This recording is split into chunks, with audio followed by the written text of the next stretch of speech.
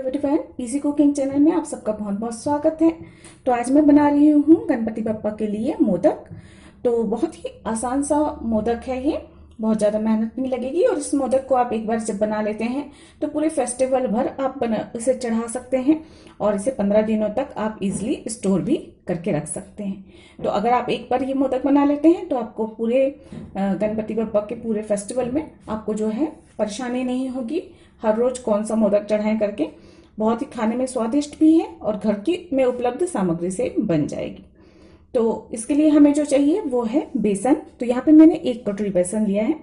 आप नाप के लिए कोई सा भी कटोरी या कप इस्तेमाल कर सकते हैं। जिस 1 कटोरी आप ले लीजिए और उसी के हिसाब से छोटा या बड़ा अपनी सुविधानुसार आप मात्रा को एडजस्ट कर सकते हैं।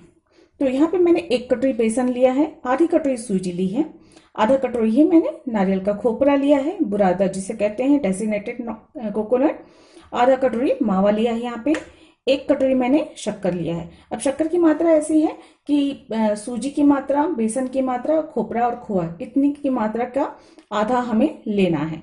और पाउडर शुगर लिया है, इसलिए जो है 1 कटोरी मैंने लिया है। यहाँ पे आधे की ही मात्रा में लेनी है हमें। जितनी ये 4 चीजों की मात्रा होगी उसका आधा शक्कर लगेगा। आप कम मीठा खाते हैं तो थोड़ा सा कम डाल लीजिए और ज्यादा मीठा पसंद करते हैं तो थोड़ा सा ज्यादा डाल लीजिए। साथ ही साथ हमें चाहिए 1 कटोरी घी और साथ में है 4-5 इलायची को, हरी इलायची को मैंने कूट कर रखा है। थोड़ा सा काजू और बादाम है, आप अपनी पसंद का कोई सा भी मेवा इस्तेमाल कर सकते हैं। तो बहुत फटाफट बन जाने वाली रेसिपी है ये और लंबे समय तक चलने वाली भी है। तो चलिए बनाना स्टार्ट करते हैं हम गणपति बप्पा के लिए मोदक। यहाँ पे मैंने गैस पे कढ़ाई चढ़ा दी है और इसमें हम सबसे पहले डाल देते हैं 1 चम्मच घी।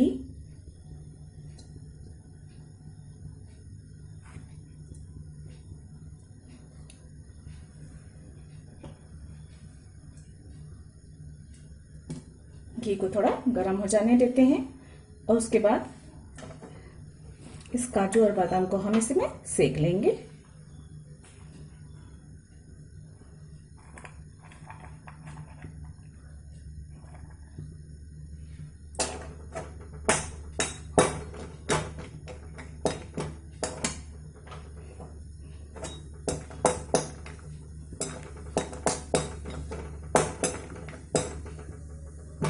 बादाम थोड़ा सा फूल जाए इतना हमें सेकना है। इसे जो है उसका एकदम कुरकुरा लगता है खाने में।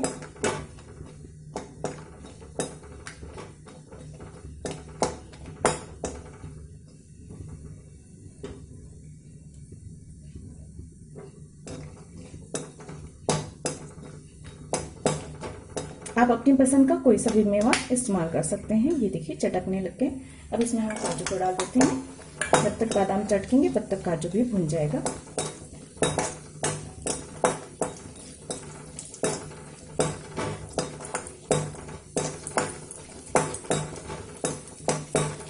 काजू को बहुत ज्यादा नहीं भूनना है, हमें हल्का सा ही भून लेना है। कलर थोड़ा सा हल्का चेंज हो गया, अब इसे निकाल लेते हैं।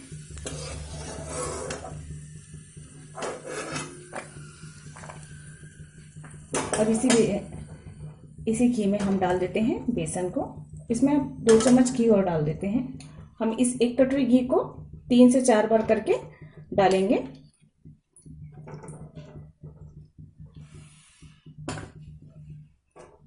थोड़ा सा गर्म हो जाने देते हैं इसे।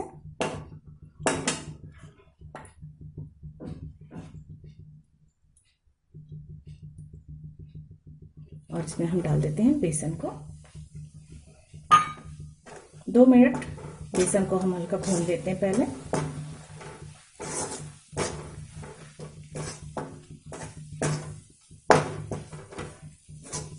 बेसन को हमेशा धीमी आंच में ही भूनना है हमें, वरना बेसन में कच्चापन रह जाता है और बाकी नीचे जलने की भी चांसेस रहते हैं। तो हल्के हाथ से इसे भून लेते हैं।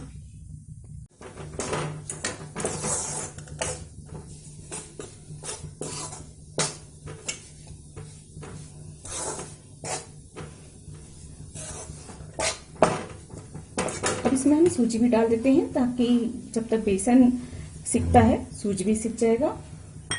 मैं इसमें 2 चम्मच घी और डाल रही हूँ।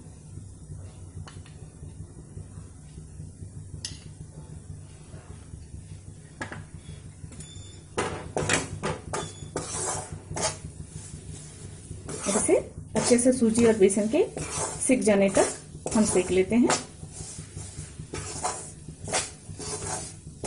आंच को मीडियम टू लो ही रखना है।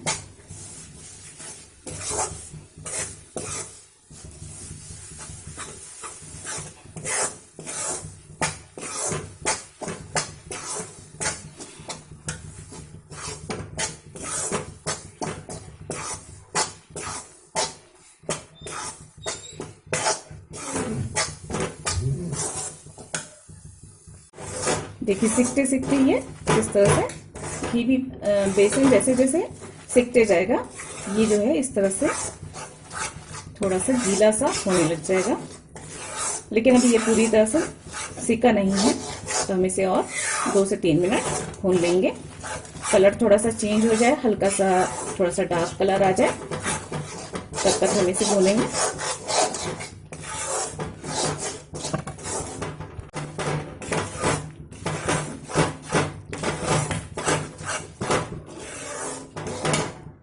देखिए इसमें से अच्छी खुशबू आने लग गई है और कलर भी उसका चेंज हो चुका है। तो लगभग बेसन जो है अच्छे से सीख चुका है। अब इसमें हम 1/4 कटोरी दूध डाल देते हैं। थोड़ा थोड़ा करके डालेंगे, इकट्ठे नहीं डालेंगे, हम 2 बार करके। इससे जो है बेसन जो है बढ़िया दानेदार मोदक बनकर रेडी होएगा। और जो सूजी डली है, तो ये देखिए 1/4 कटोरी ही है, बहुत ज़्यादा नहीं है। इसे एक बार पहले डालेंगे हम, इस तरह से मिक्स कर लेंगे। देखिए जितनी बेसन भी भीग जाएगा और सूजी भी अच्छे से भीग जाएगी और बड़ा सुंदर सा दानेदार बनेगा ये मोदक दूध डालने से।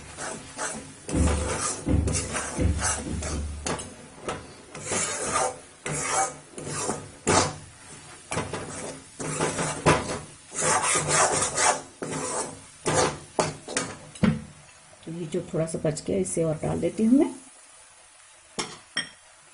और इसे अच्छे से अब वापस से इसकी नमी खत्म हो जाने तक हम सेक लेते हैं।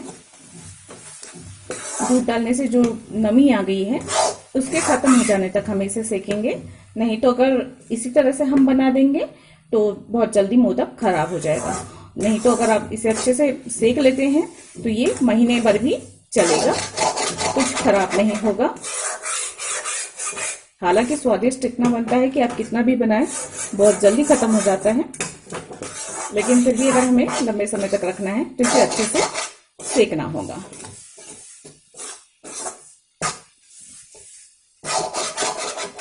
अगर नीचे जम रहा हो, क्योंकि दूध डालने से नीचे जमता है थोड़ा सा, तो उस पर ध्यान दीजिए वरना जल जाएगा।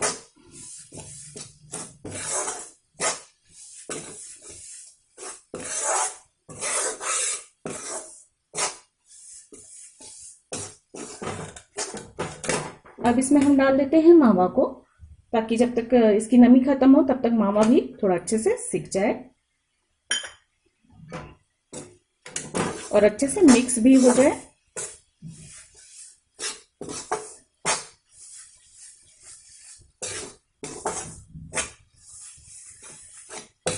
तो इसमें 2 मिनट लगेगा हमें इसे सेकते हुए। तो देखिए इसमें से सिकते हुए जो है इसमें वापस से घी निकलने लग गया है। इसका मतलब है जो नमी थी दूध डालने की वजह से वो खत्म हो चुकी है। इसमें अब हम नारियल का चूरा डाल देते हैं।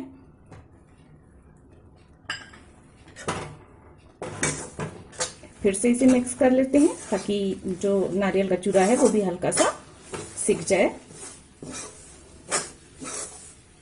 बस इसे 1 मिनट और सेकना है।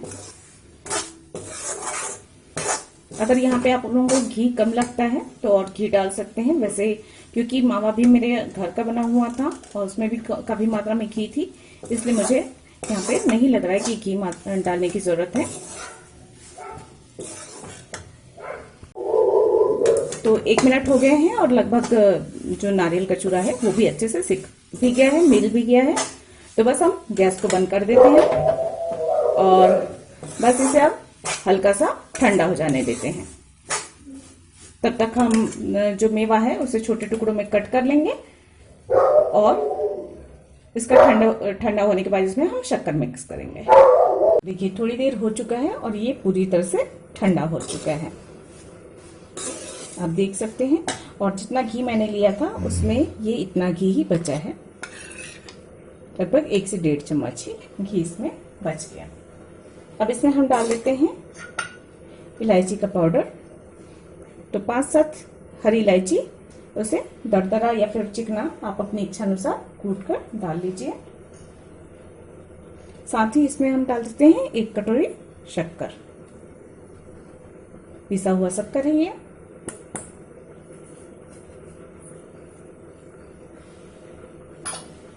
और इसे अब हम अच्छे से मिक्स कर देते हैं।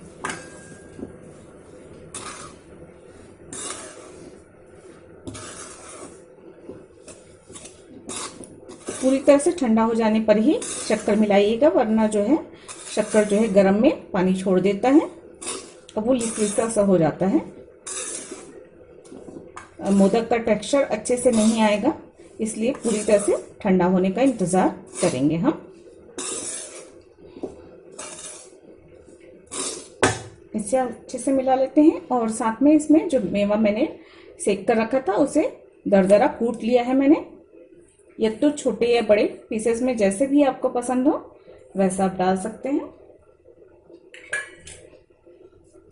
और अब इसे हम बहुत अच्छे से मिक्स कर लेंगे ताकि शक्कर मेवा सब कुछ आपस में अच्छे से मिल जाए। आप चाहे तो हाथ से भी इसे मिला सकते हैं, बट इस तरह से भी आराम से मिल जाएगा। तो देखिए इस तरह से खूब अच्छे से मिक्स हो चुका है। आप चाहे तो इसे लड्डू की तरह भी बांध सकते हैं, आप चाहे तो इसे मोदक के शेप में भी बना सकते हैं।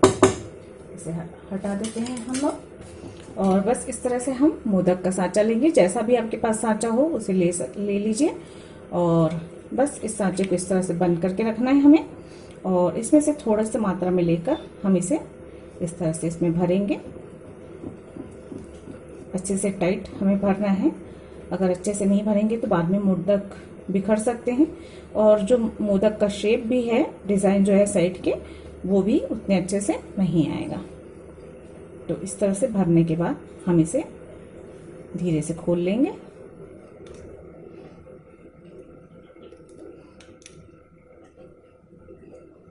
ये देखिए, और ये फटाफट से हमारा मोदक जो है बनकर रेडी हो चुका है।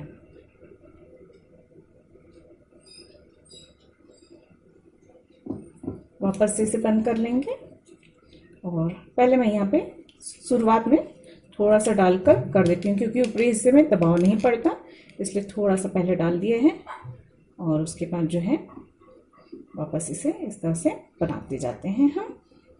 तो गणपति बप्पा के लिए स्वादिष्ट सा और खूब अच्छा हेल्दी टेस्टी मोदक बनकर यहाँ पे रेडी हो रहा है, जो कि बप्पा को बहुत पसंद आने वाला है और बाकी घर के लोगों को भी ये प्रसाद बहुत पसंद आने वाला है। इसे ओपन कर लेते हैं हम।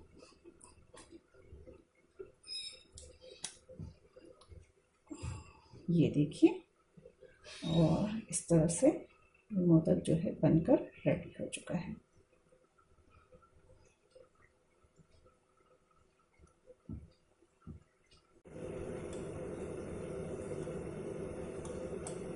देखिए इस तरह से मोदक जो है बनकर रेडी है। तो इसी तरह हम सारे मोदक पहले बना लेते हैं, उसके बाद मैं आपको और दिखाती हूँ।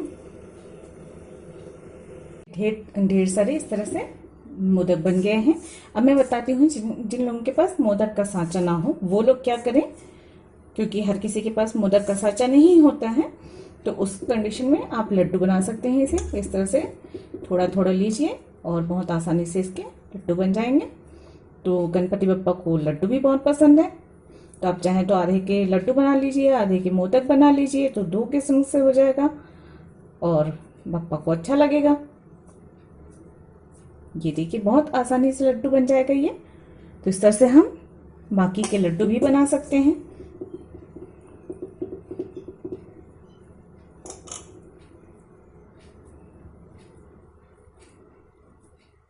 तो इस तरह से गणपति बप्पा का प्रिय मोदक बनकर रेडी है।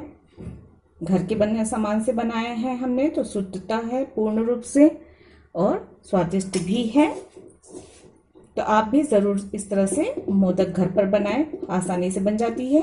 कोई बहुत ज़्यादा मेहनत या फिर बनाने में परेशानी नहीं होती, आसानी से बनता है।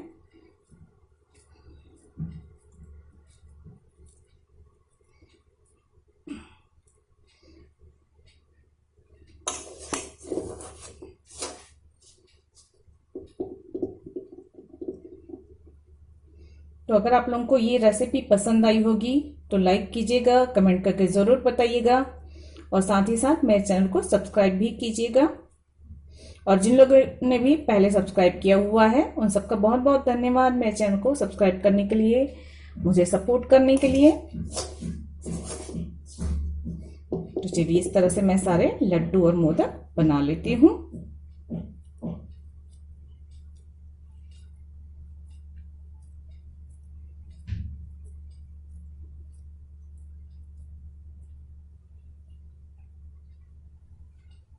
देखिए इस तरह से सारे मोदक और लड्डू दोनों ही बनकर रेडी हो गए हैं। आप चाहे तो मोदक बना लीजिए, आप चाहे तो लड्डू बना लीजिए, या फिर इसे इसी तरह से जमा कर आप जो है बर्फी की तरह भी जमा सकते हैं। तो जैसा आपको सहूलियत लगे आप वैसा बना सकते हैं। तो इस तरह से मोदक बनकर रेडी है, घर पे बना है, शुद्ध चीज़ों से बना हुआ है, पूरी शुद्धता के साथ बना हुआ है। तो हम बेफिक्री से इसे गणपति बप्पा को भोग लगा सकते हैं और उनका आशीर्वाद पा सकते हैं। और ये लड्डू बप्पा को भी पसंद आएंगे और घर के लोगों को भी बहुत पसंद आने वाले हैं। तो आई होप आप लोगों को भी पसंद आई होंगी ये रेसिपी। तो अगर पसंद आई है तो लाइक कीजिएगा, शेयर कीजिएगा अपनी फैमिली एंड फ्रेंड्स के साथ और सब्सक्राइब कीजिएगा मेरे चैनल को। और मेरे वीडियोस को देखने के लिए आप सबका बहुत बहुत धन्यवाद। मैं मिलती हूँ अगली किसी रेसिपी में, अगले किसी वीडियो में। तब तक मेरे वीडियोस को देखने के लिए आप सबका बहुत बहुत धन्यवाद। थैंक यू, गॉड ब्लेस, नमस्ते।